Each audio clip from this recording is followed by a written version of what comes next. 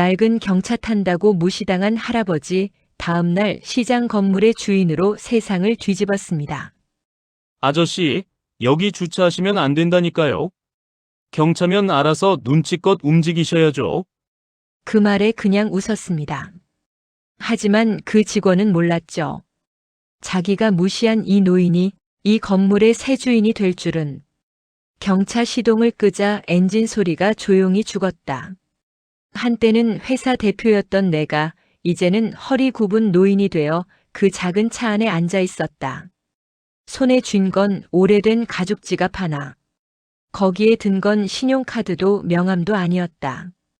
단 한 장의 명세서.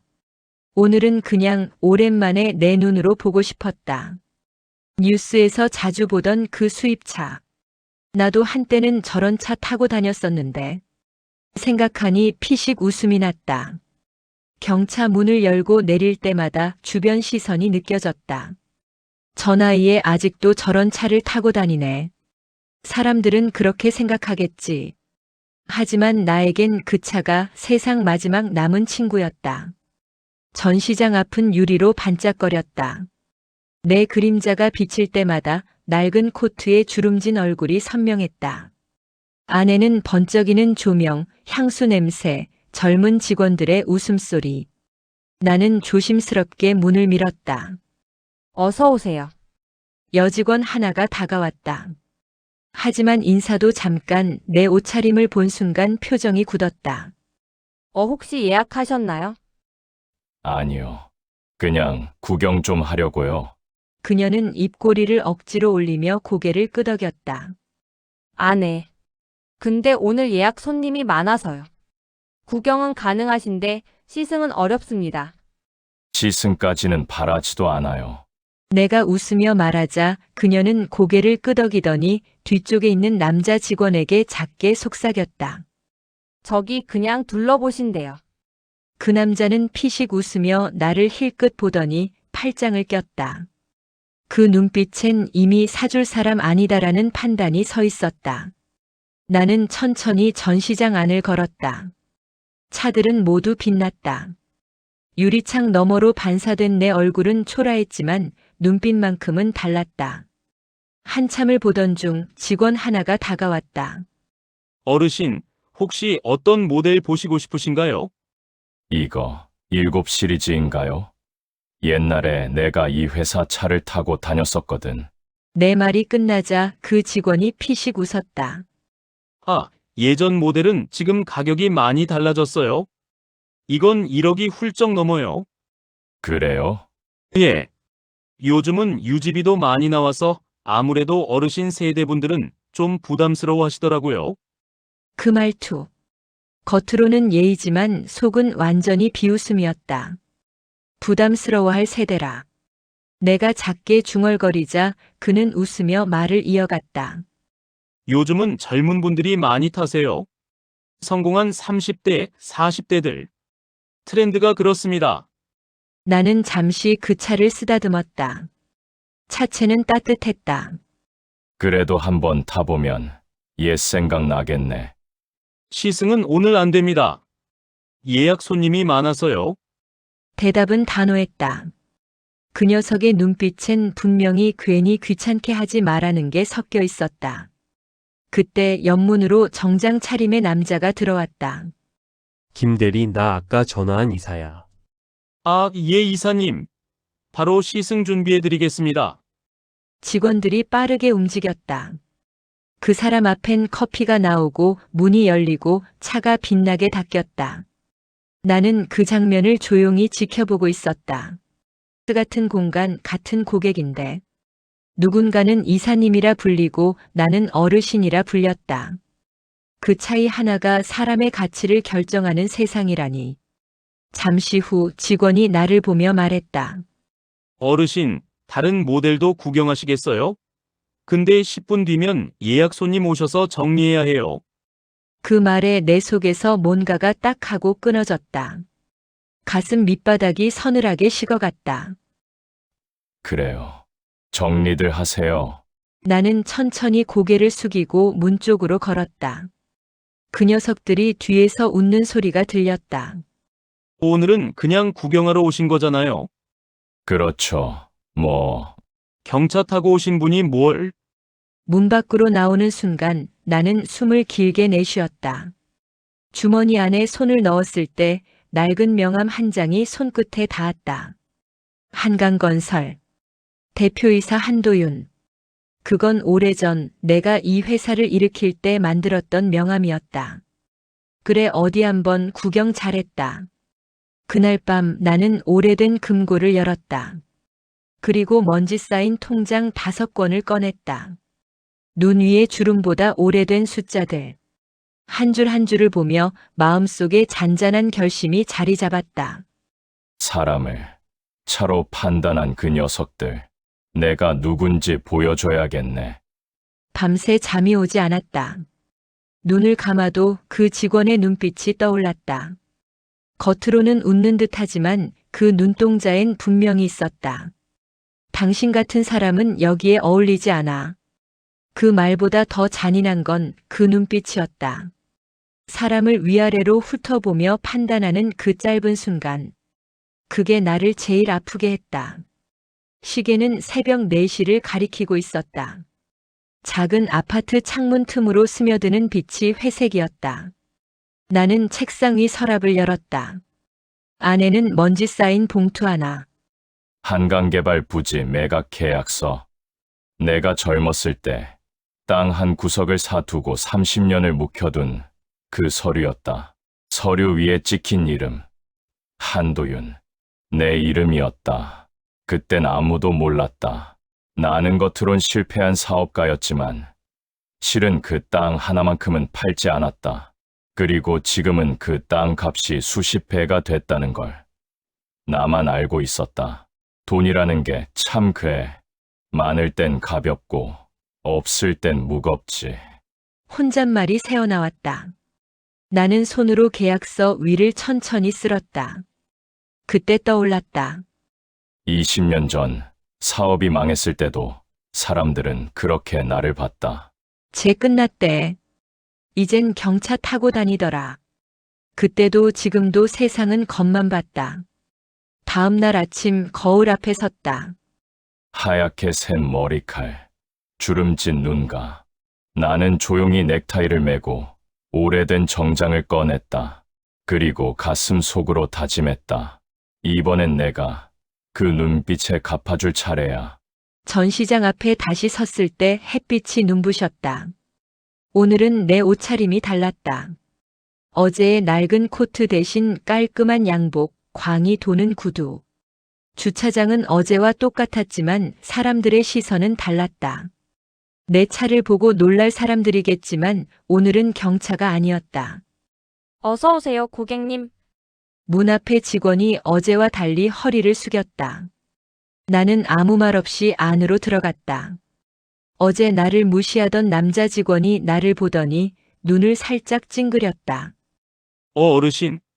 어제 오셨던 그래, 나 어제 구경만 한다고 했던 사람이지. 그는 애써 웃으며 말했다. 예, 오늘은 예약 손님이시죠? 응, 예약했지. 한도윤 이름으로. 그의 얼굴이 굳었다. 한도윤, 그분이세요? 저희 본사 쪽에서도 연락받았어요. 대표님이 오신다고. 나는 천천히 고개를 끄덕였다. 그래, 본사 대표. 나야. 그의 입이 반쯤 벌어졌다.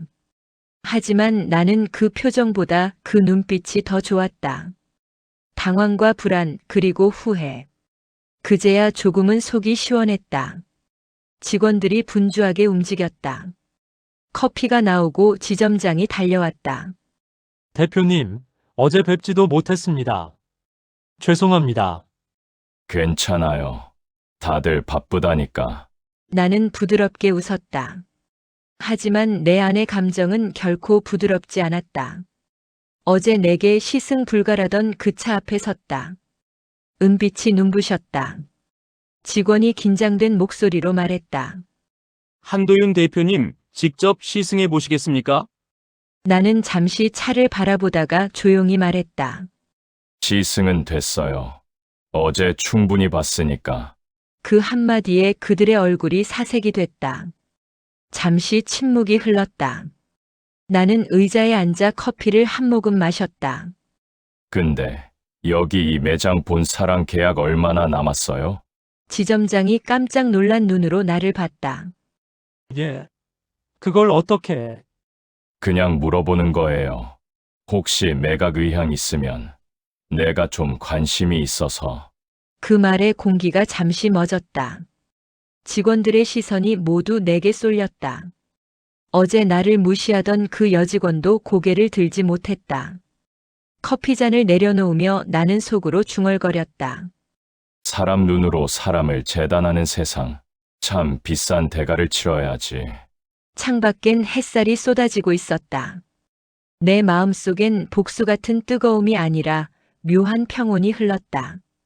이제 조금 균형이 맞는 것 같네. 전시장 안 공기는 묘하게 달라져 있었다. 어제는 나를 무시하던 그들의 눈빛이 오늘은 낯선 공손함으로 번졌다. 지점장은 허리를 숙이며 내 앞에 앉았다. 대표님, 그 매장에 관심이 있으시다고요? 예. 잠깐 들었어요. 본사랑 계약 만료가 얼마 안 남았다면서요. 그는 잔잔하게 웃었지만 그 웃음엔 경계가 섞여 있었다. 그런 이야기를 어디서 들으셨는지 모르겠습니다만 아직 확정된 건 없습니다. 확정 안 됐다는 건 여지가 있다는 거죠. 지점장의 미소가 굳었다. 나는 조용히 커피잔을 내려놓고 주머니에서 명함을 꺼냈다. 한강건설. 회장 한도윤. 그가 명함을 받아드는 순간 손끝이 살짝 떨렸다. 아, 예. 저희 쪽에서 연락드리겠습니다. 연락 기다리겠습니다. 단, 너무 늦으면 내가 먼저 연락할지도 몰라요. 나는 가볍게 웃으며 일어섰다. 밖으로 나왔을 때 햇살이 따갑게 내리쬐었다. 경차가 주차된 자리에 서서 나는 잠시 멈춰 섰다. 그 낡은 차를 바라보며 미소가 나왔다. 그래, 내 덕분에 이 자리까지 왔네. 그때 어제 나를 무시하던 남자 직원이 조심스럽게 다가왔다. 대표님, 어제 제가 좀 무례했습니다. 나는 고개를 돌리지 않았다. 무례했다고 생각한 건 오늘 아침이겠죠. 그는 아무 말도 하지 못했다. 잠시 후 조용히 중얼거렸다. 어르신이셨을 때보다 대표님일 때 더 친절하네요. 그게 좀 슬프지 않아요? 그는 얼굴이 붉어졌다. 죄송합니다. 정말 몰랐습니다. 몰랐다는 건 관심이 없었다는 거예요. 사람을 볼 때 차나 옷으로 먼저 보니까. 그 말은 내 자신에게도 향한 것이었다. 젊었을 때 나도 그랬다. 직원들 중 누군가 옷차림이 초라하면 나도 모르게 낮게 봤던 적이 있다. 그 똑같은 잘못을 이제 내가 당하는 쪽에서 느끼고 있었다. 그날 오후 본사 담당자에게서 전화가 왔다. 대표님, 그 지점 매입건 말씀이시죠? 본사 쪽에서도 매각 검토 중입니다. 좋아요. 바로 진행합시다. 서류 보내드리겠습니다.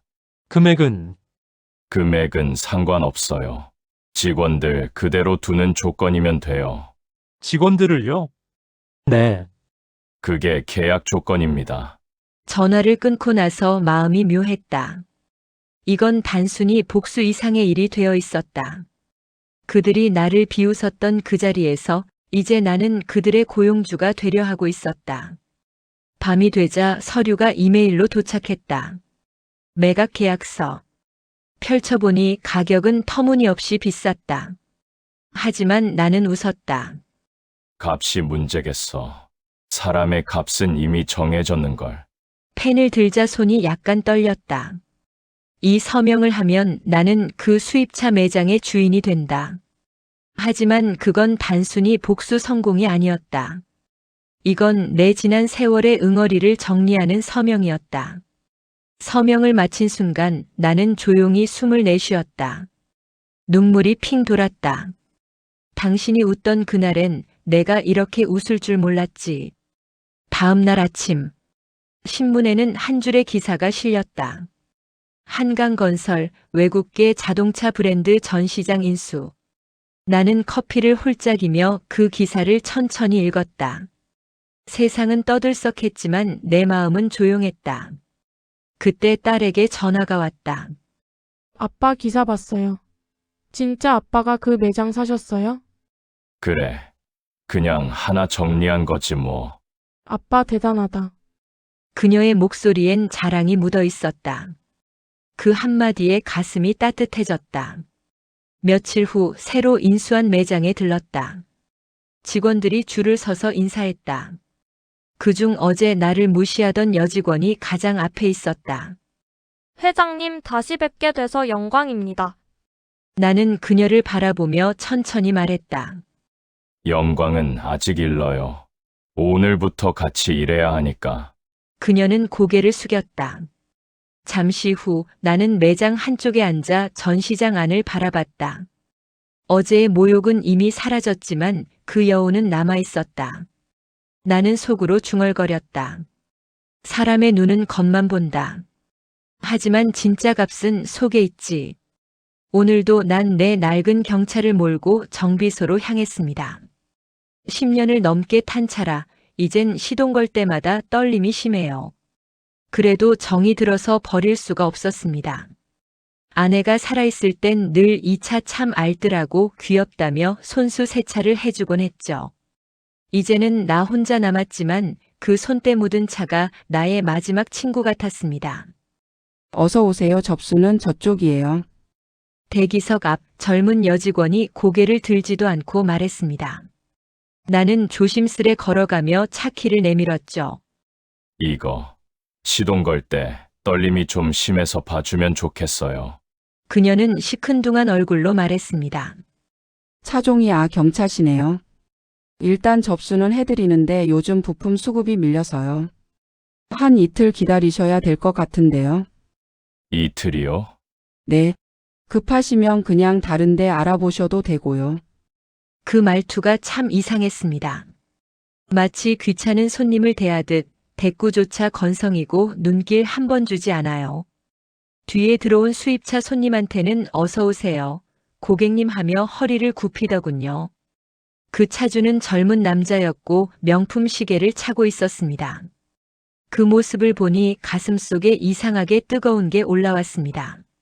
저기, 접수 순서가 바뀐 것 같은데. 내가 조심스럽게 말하자 그녀는 차갑게 말했죠. 고객님 거는 경차라 부품 확인이 오래 걸려요. 저쪽 손님은 예약돼 있거든요. 그래도 먼저 온 순서는 고객님 저희 규정이에요. 불편하시면 민원 넣으세요. 그 말 한마디에 얼굴이 확 달아올랐습니다. 나는 손에 쥔 키를 바라보다가 그만 힘이 빠져 탁자 위에 내려놓았습니다. 주변 손님들이 슬쩍 나를 쳐다보는데 그 시선이 참 따가웠습니다. 나이 들어서 경차 몰고 다닌다고 이렇게 무시받는 건가? 그 순간 손끝이 떨렸습니다. 대기실 한켠에 있던 정비팀장이 다가와 어르신 일단 저희가 점검은 해드릴게요. 달래듯 말했지만 이미 마음이 상할 대로 상했습니다. 그녀는 뒤돌아서 다른 손님에게 웃으며 말했죠. 이런 분들은 꼭 별것 아닌 일로 민원 넣으세요. 그냥 받아들이시지. 그 말이 귓가를 때리는 순간 마치 누군가 내 존엄을 발로 밟은 기분이었습니다. 내가 뭘 그렇게 잘못했지? 나도 한때는 이 정비소 같은 회사 3군데는 상대하던 사람이었는데 그날따라 주머니 속에 있던 통장 생각이 났습니다. 몇십 년 전 공장을 운영하며 벌어모은 돈이었죠. 모두 직원들 퇴직금 챙겨주고 남은 그나마의 내 노후 자금. 이제 와서 그 돈을 꺼내 쓸 일은 없을 거라 생각했는데 이상하게 그날은 마음속에서 무언가가 딱 하고 끊어졌습니다. 그날 밤 집에 돌아와 소파에 앉아 있는데 그 여직원의 비웃음이 계속 머릿속을 맴돌았습니다. 은행도 병원도 어디를 가도 나를 그냥 늙은이로 보는구나. 눈앞이 번쩍했습니다. 그래. 한번 보여주자. 사람을 외모로, 차로, 나이로 판단하면 어떻게 되는지. 그렇게 다음 날 나는 그 정비소로 다시 향했습니다. 손에는 작은 서류 가방 하나를 들고서요. 정비소 문을 다시 들어선 그날 직원들의 태도는 완전히 달라졌습니다. 하지만 그것은 진짜 이유를 알기 전까지의 착각이었죠. 그리고 그 여직원은 내가 내민 서류 한 장을 보고 숨이 멎었습니다. 다음 날 아침 나는 평소보다 일찍 일어났습니다. 전날 그 여직원의 말투가 귀에서 떠나질 않았습니다. 밤새 뒤척이며 생각했죠. 내가 괜히 참았나? 나도 사람인데 내 존엄이 그렇게 가벼운 건가? 그날은 평소보다 깔끔하게 차려입었습니다. 10년 전에 맞춘 정장, 주름은 졌지만 여전히 핏이 살아있었죠. 그리고 책상 서랍에서 오래된 서류 가방 하나를 꺼냈습니다. 그 안엔 내가 수십 년 동안 쌓아온 자동차 부품 회사의 지분 증서와 계약서 사본, 그리고 거래 은행 약정서가 들어있었습니다. 그 정비소는 사실 내 회사의 부품을 납품받던 곳이기도 했거든요. 그 여직원은 몰랐겠죠.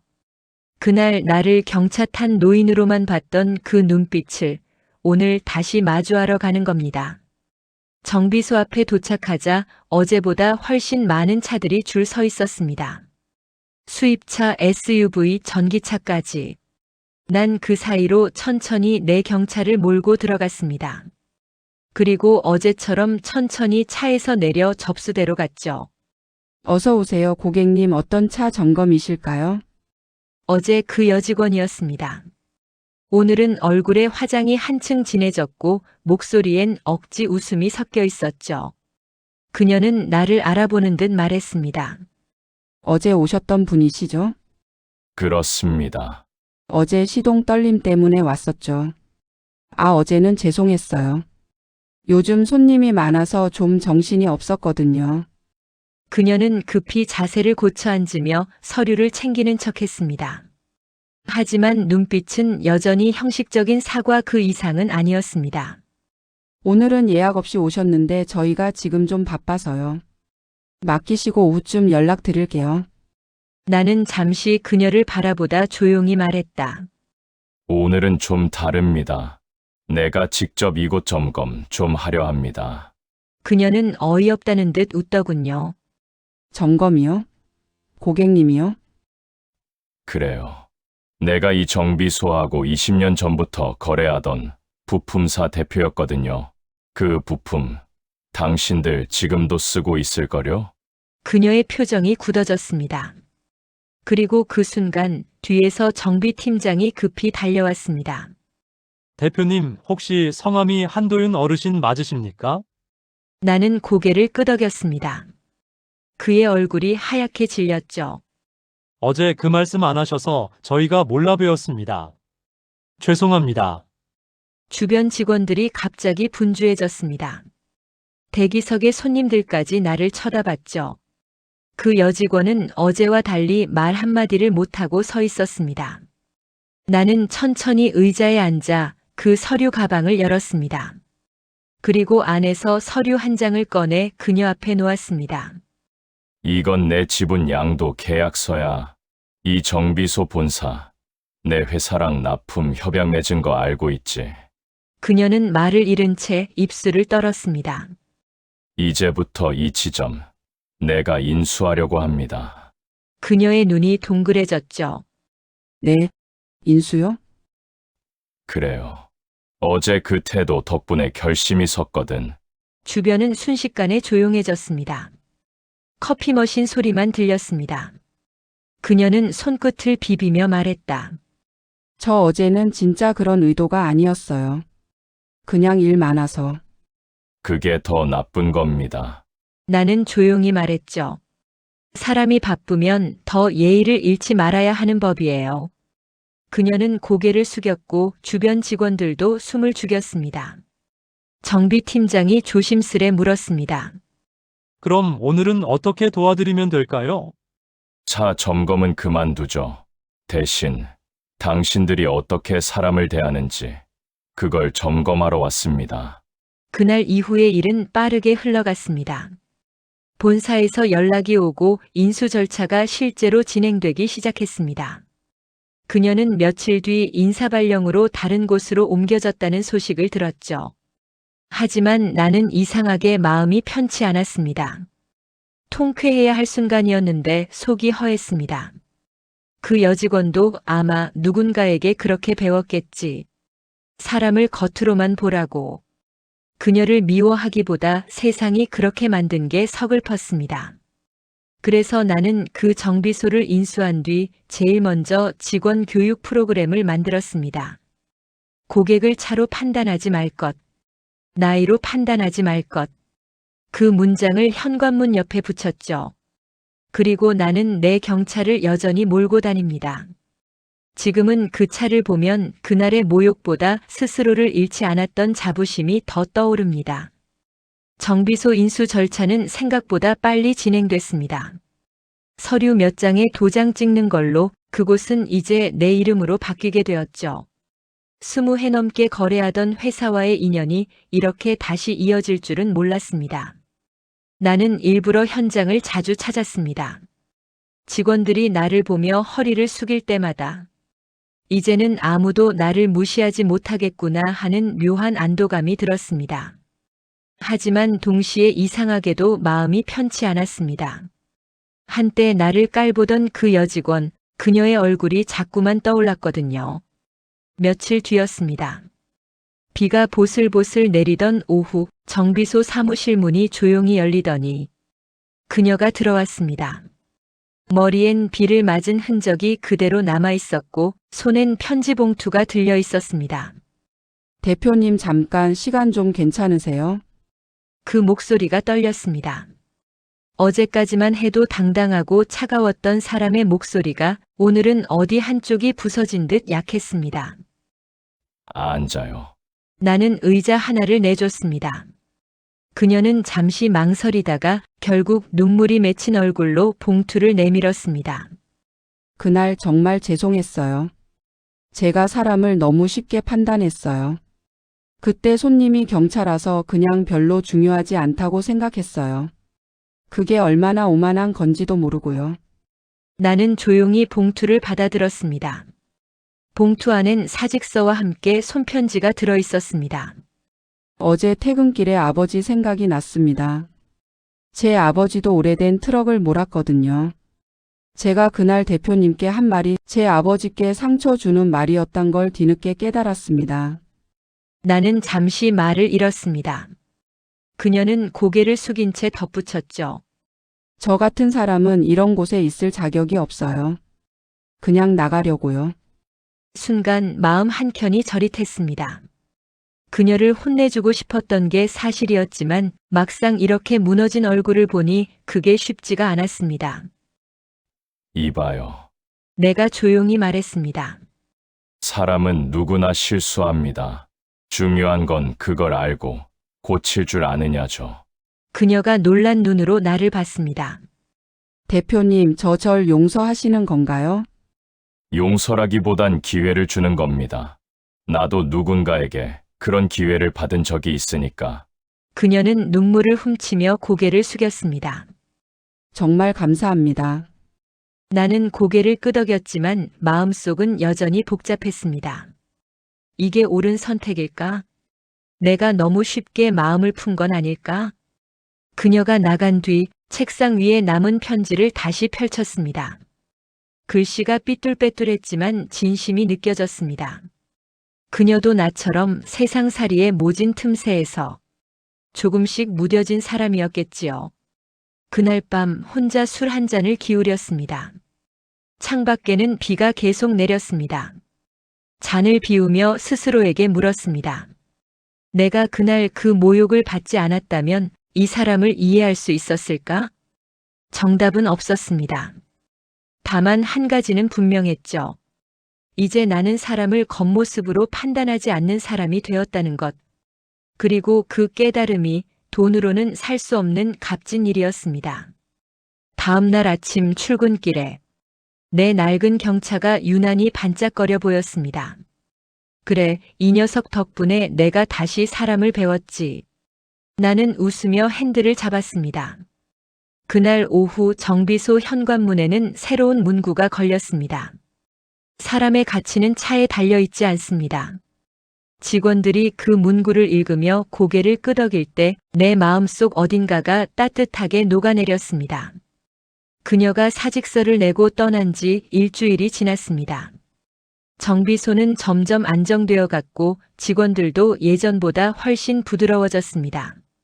나는 매일 출근해 대기석에서 커피를 마시며 사람들을 지켜봤습니다. 손님과 웃으며 대화하는 직원들, 깍듯하게 인사하는 모습이 보기 좋았습니다. 그런데 그날 오후 익숙한 목소리가 들렸습니다. 대표님 계신가요? 돌아보니 그 여직원이 서 있었습니다. 눈 밑엔 다크서클이 짙었고 어깨는 축 늘어져 있었습니다. 무슨 일입니까? 내가 묻자 그녀가 머뭇거리다 말했습니다. 사직서 처리 관련해서 서류 확인하러 왔어요. 그 말투엔 힘이 없었고 눈빛은 예전 같지 않았습니다. 나는 잠시 침묵하다 조용히 말했다. 잠깐 얘기 좀 합시다. 사무실로 들어가 문을 닫자 그녀는 한참을 말없이 서 있었습니다. 손끝이 계속 떨리더군요. 그날 고맙다고 인사도 못 드렸어요. 그녀가 조용히 말문을 열었습니다. 제가 퇴사하고 바로 어머니 병원에 갔거든요. 치매 초기 판정이 나왔어요. 병원비가 너무 비싸서 다시 일할 때를 찾아야 하는데 쉽지가 않네요. 그녀는 눈을 돌리지 않고 말을 이어갔습니다. 제가 그날 대표님한테 그렇게 무례하게 했던 이유. 사실 그날도 병원비 때문에 머리가 하얘졌었어요. 그런데 마침 경차 타고 오신 어르신이 불평하시니까 그 짜증을 그대로 쏟아버린 거예요. 그녀는 눈물을 꾹 참으며 말했다. 그날 집에 돌아가서 아버지 사진 앞에서 얼마나 울었는지 몰라요.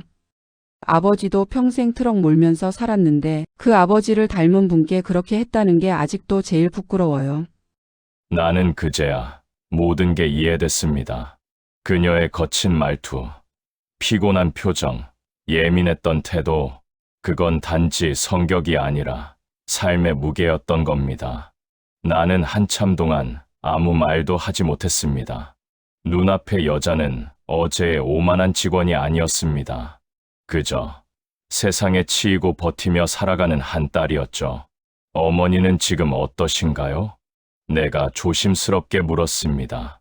그녀는 고개를 떨군 채 대답했습니다. 병원비가 밀려서 당장 다음 주면 퇴원해야 해요. 그래서 지금 편의점 야간 아르바이트 하면서 버티고 있어요. 그녀는 억지로 웃으며 덧붙였습니다. 그래도 괜찮아요. 벌이라 생각해요. 내가 대표님께 한 짓 그만큼은 돌려받아야죠. 그 말을 듣는 순간 가슴 한켠이 찢어졌습니다. 이게 벌이 아니야. 그저 너무도 지친 인생이겠지. 나는 책상 서랍을 열어 오래된 명함 한 장을 꺼냈습니다. 이거 우리 협력업체 중 하나예요. 사무보조 자리 하나 비어 있다고 하더군요.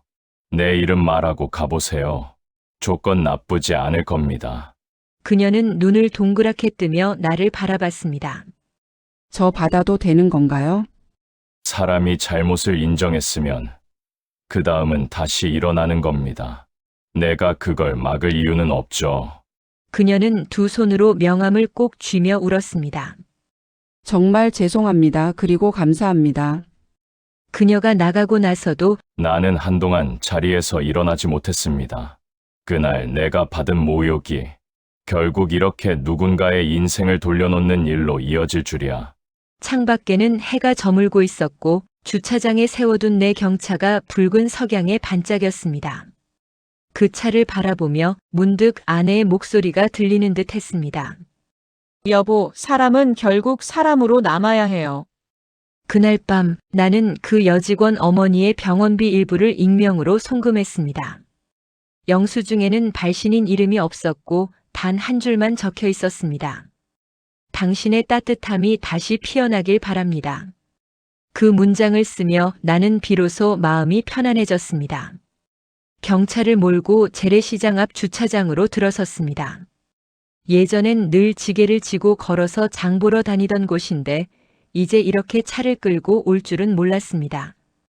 오늘은 그냥 장 보러 온 게 아닙니다. 이 시장 안에 새로 생긴 상가 건물 인수하려고 왔죠. 평생 모은 돈으로 마지막으로 해보는 도전이었습니다. 그런데 그 시장 건물은 은행 건물과 붙어 있어서 주차장이 공동이었습니다. 경차 한 대가 낡은 건물 앞에 멈춘다. 같은 경차 같은 옷차림으로 시장에 도착한 할아버지. 운전석 문이 열리며 허리가 굽은 할아버지가 조심스레 내린다. 차를 대고 나서 매장으로 가려는데 관리소 여직원이 다가와 말했습니다. 주차권은 은행 업무 보신 분만 드려요. 직원은 짜증 섞인 표정, 휴대폰을 보며 말한 것이다. 그 말 한마디에 내 안에서 무언가 탁 하고 부러졌습니다. 직원이 코웃음을 치며 말했다. 은행 일 끝나면 드린다고요. 지금은 바빠요, 아저씨. 아저씨, 그 말이 그렇게 아프게 들릴 줄은 몰랐습니다. 내가 뭘 그렇게 잘못했나. 주차권 한 장 얻겠다고 사람 취급도 못 받을 만큼 작아졌나. 내 손에 든 서류 봉투가 구겨졌습니다. 안에는 내가 지난 수십 년 동안 모은 돈이 들어 있었죠. 고물상에서 일하며 모은 피 같은 돈이요. 앞으로 노후를 생각해 이 돈으로 시장 건물을 사려는 거였습니다. 평생 남의 돈 빌린 적도 없는데 오늘은 사람한테 빚진 기분이더군요. 누군가를 낮춰 부를 때 나는 그 어조, 그 얕잡음, 그건 돈보다 더 깊이 상처가 되는 말이었다. 그 말 한마디가 마음을 찢었다. 아, 나 여기 시장 건물 계약하러 왔는데요. 내가 조심스럽게 말하자 여직원이 비웃듯 고개를 돌렸습니다. 그럼 은행 가서 뭐라도 보시고 와요. 그때 드릴게요. 그 말투에 뭔가 꽉 막힌 게 느껴졌습니다. 나는 잠시 말을 잃었고 뒤에 서 있던 젊은 직원 2명이 쑥덕거리는 게 들렸습니다. 경차 타고 왔네. 또 괜히 트집 잡는 손님 아냐? 그런가 봐. 그냥 은행이나 갔다 오라 하지 뭐. 그들의 웃음소리에 피가 거꾸로 솟았습니다. 손끝이 떨리고 입안이 바짝 말랐습니다. 그 짧은 순간 온 세상이 조용해지고 사람들 시선이 내 등 뒤에 꽂히는 게 느껴졌습니다. 이 나이에 경차 타고 왔다고 사람을 이렇게 보네. 하지만 참았습니다. 오늘은 싸우러 온 게 아니라 새로운 시작을 하러 온 날이니까요. 그들이 알지 못한 건 내가 이 시장 건물 전체의 매입 계약을 바로 그 은행에서 하러 가는 중이었다는 겁니다. 하지만 손끝이 떨리고 있었다. 허름한 재킷 주머니 안 사람 앞에서 기죽을 일 없었는데 이 나이에 이렇게 무시당할 줄은 몰랐지. 오래된 지갑을 꽉 쥔 채로 평생 장사와 고물 이일저일 안 해본 일이 없었지. 그리고 은행 통장 3개 그의 눈빛이 바뀌었다. 다음 날 같은 장소. 새벽 햇살 아래 같은 경차가 다시 들어온다. 나는 조용히 차를 돌려 은행 쪽으로 향했습니다. 바로 그 은행에 볼일 보러 가는 중이었어요. 상가 입구 쪽 직원은 여전히 휴대폰을 보며 웃고 있었다. 어제 오신 분이죠? 주차권이요? 말씀드렸잖아요. 그 순간 카페 옆 매장에서 누군가 달려나왔다. 사장님 여기 계셨네요. 직원의 표정이 굳었다. 사장님이요? 나는 웃으며 말했다. 응, 어제 계약 마무리하러 왔어. 이 건물, 이제 내 거야. 직원의 얼굴에서 핏기가 사라졌다. 손에 들린 주차권이 바닥에 떨어졌다. 직원은 떨리는 목소리로 진짜요? 그 은행 일 말이야. 내 돈이 아니라 시장 상인들 퇴직금 모아둔 펀드였어. 그거 정리하느라 잠깐 들른 거였지. 직원은 입을 다물지 못했다. 뒤편에서 구경하던 상인들이 웅성거리기 시작했다. 은행에 들어서자 창구 직원이 물었습니다.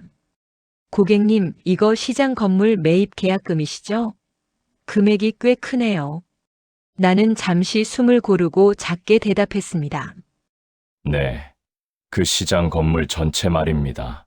순간 그 옆자리에서 아까 비웃던 남직원이 내 얼굴을 힐끔 보더군요. 표정이 굳어졌습니다. 내 손이 떨렸던 건 분노 때문만은 아니었습니다. 그들의 눈빛이 내 평생 쌓아온 세월을 한순간에 깎아내린 것 같았거든요. 서류에 도장을 찍고 나오며 나는 일부러 그 주차권 창고 쪽으로 걸어갔습니다. 여직원은 고개를 들지도 않았습니다. 그냥 내 앞에 서류 하나를 던지듯 내밀며 말하더군요. 이제 주차권 필요 없으시죠?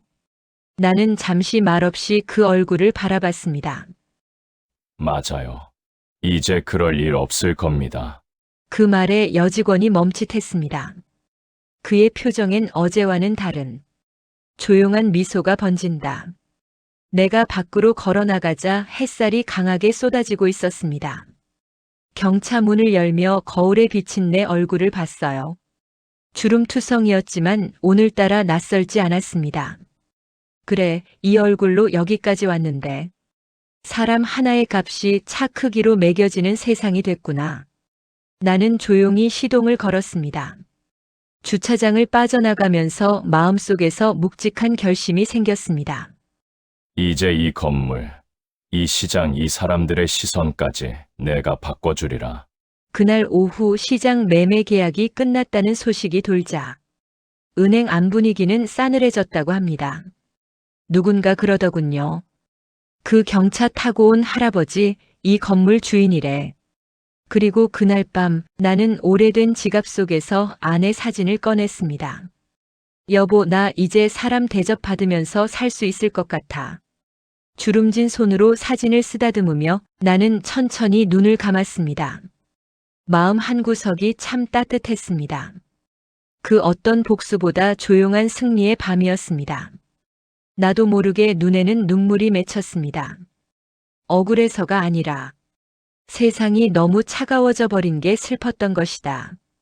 며칠 뒤 시장 입구에 새 간판이 걸렸다. 한도윤 상인복지재단. 내 이름이었다. 무시당한 그날 이후 세상이 뒤집혔다. 내가 가진 게 조금이라도 남는다면 다시는 나처럼 무시당하는 노인이 없었으면 좋겠네. 나는 여전히 경찰을 몰고 다녔다. 허름한 재킷 그대로, 하지만 그의 마음은 더없이 넉넉했다. 나는 시장 주변을 살피며 둘러보았다. 시장 안에서 함께 일하던 노인들이 하나둘 고개를 숙이고 있었다. 그들이 다 그의 직원이었다. 누구보다 묵묵하게 시장을 지탱하던 진짜 주인이었다. 건물 입구엔 주차 관련 일하는 어제 직원이 앉아 있었다. 젊은 친구, 사람을 겉모습으로 판단하지 마. 이 시장은 나 같은 손으로 세워진 곳이야. 직원은 눈물을 흘리며 고개를 숙였다. 죄송합니다. 정말 죄송합니다. 미안할 필요 없네. 나도 젊을 땐 그런 오만함 있었으니까. 사장님, 오늘도 시장 도세요? 응, 사람 사는 냄새. 그게 내 자산이야. 햇살 아래 경차 한 대가 시장 골목을 천천히 빠져나간다. 사람을 판단하기 전에 한 번은 마음을 봐주세요. 그날은 단지 주차권이었지만 세상은 그를 몰라봤다. 며칠 뒤 재래시장 앞에 붙은 현수막 하나가 사람들 눈길을 끌었습니다. 새 건물주 한도윤 회장님 시장 환경 개선 공사 예고. 아니, 그 경차 타고 오던 할아버지가 건물주였다고. 그때 주차권 안 준 그 직원, 지금 인사이동 됐다더라. 그래도 할아버지 대단하신 분이네.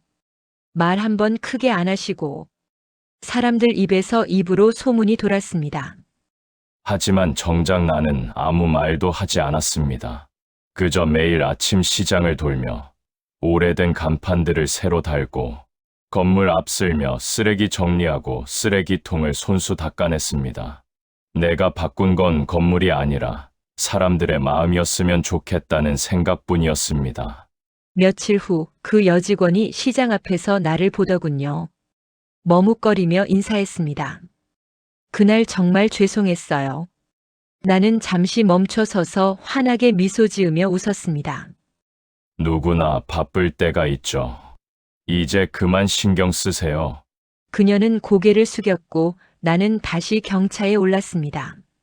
차 안에 앉으니 라디오에서 잔잔한 옛 노래가 흘러나왔습니다. 창밖으로 보이는 시장 사람들의 모습이 평화로워 보였습니다. 그래, 이게 진짜 복수지. 그때 옆집 국밥집 사장이 다가와 인사했습니다. 사장님, 저희도 이번에 간판 새로 하려고요. 도움 좀 주실 수 있을까요? 그럼요. 다 같이 잘 돼야지요. 나는 그렇게 답하며 고개를 끄덕였습니다. 주차권 한 장 때문에 무시당했던 그날의 분노는 이제 시장 사람들의 웃음 속에서 조금씩 사라지고 있었습니다. 오후 햇살이 따뜻했습니다. 경차의 조그만 창문으로 들어온 빛이 손등 위에 부서졌습니다. 그 주름진 손을 바라보다가 나는 작게 중얼거렸습니다. 사람의 가치는 돈이나 차로 매겨지는 게 아니야. 마음으로 남는 거지. 그 말이 라디오 음악 위로 흩어지며 나는 천천히 시동을 걸었습니다. 차가 골목길을 빠져나갈 때 바람에 시장 천막이 흔들렸습니다. 그 소리가 마치 오래된 세월의 위로처럼 들렸습니다. 그리고 그날 이후 사람들은 그를 이렇게 불렀습니다. 경차 타고 온 시장의 주인. 경차는 천천히 시장 골목을 빠져나갔습니다. 햇살이 낮게 내려앉은 오후, 가게마다 라디오에서 흘러나오는 노래가 들렸습니다. 창문을 반쯤 내리자 따뜻한 국밥 냄새, 웃음소리, 사람 사는 소리가 한꺼번에 밀려왔습니다. 그 소리를 들으며 나는 문득 웃음이 났습니다. 그래, 사람은 겉모습으로 판단하는 게 아니지. 내가 조용히 중얼거렸습니다. 그 말이 바람에 흩어져 시장 천막에 부딪히며 멀리 퍼졌습니다. 그날 이후 시장 사람들은 나를 볼 때마다 이렇게 불렀습니다. 경차 타고 온 시장의 주인이 오셨다. 하지만 나는 그런 말이 조금 부끄러웠습니다. 그저 평범한 사람이었을 뿐이니까요. 다만 한 번쯤은 세상이 사람의 진짜 가치를 알아줬으면 했을 뿐입니다. 차를 세우고 하늘을 올려다봤습니다. 노을빛이 붉게 물든 그 하늘 아래서 주차권 한 장 때문에 사람 취급을 못 받았습니다. 괜히 서럽더군요. 늙었다는 이유로, 작은 차를 탄다는 이유로, 누군가에게 가볍게 무시당하는 그 순간 말입니다. 하지만 세월이 내게 가르쳐 준 게 하나 있죠. 말로 복수할 필요 없습니다. 조용히, 나답게, 내가 갈 길을 가면 됩니다. 그날 그 직원은 몰랐을 겁니다. 경차 타고 온 노인이 그 건물의 주인이라는 걸요. 주차권 한 장 때문에 사람 취급도 못 받았습니다. 괜히 서럽더군요. 늙었다는 이유로, 작은 차를 탄다는 이유로 누군가의 비웃음 속에 서 있었죠. 하지만 세월이 내게 가르쳐 준 게 있습니다. 말로 복수할 필요 없다는 걸요. 그 후 나는 그 시장 건물의 새 주인이 됐습니다. 그리고 건물 안에 있던 수입차 전시장과 정비소 매장까지 함께 인수했습니다. 이제 그들이 내 건물에서 내 눈치를 보며 일하게 됐지만 나는 아무 말도 하지 않았습니다. 사람의 크기는 차 크기로 정해지는 게 아니라 어떻게 버텨왔는가 그 세월이 증명해 주는 거니까요. 노을 진 시장 골목을 바라보며 나는 기쁨에 웃음 나왔습니다. 그래, 이게 진짜 어른의 복수지. 나는 천천히 혼잣말을 했습니다. 당신이라면 그날 어떻게 했을까요? 댓글로 알려주세요. 구독과 좋아요 눌러주시고 다음 이야기도 기대해 주세요.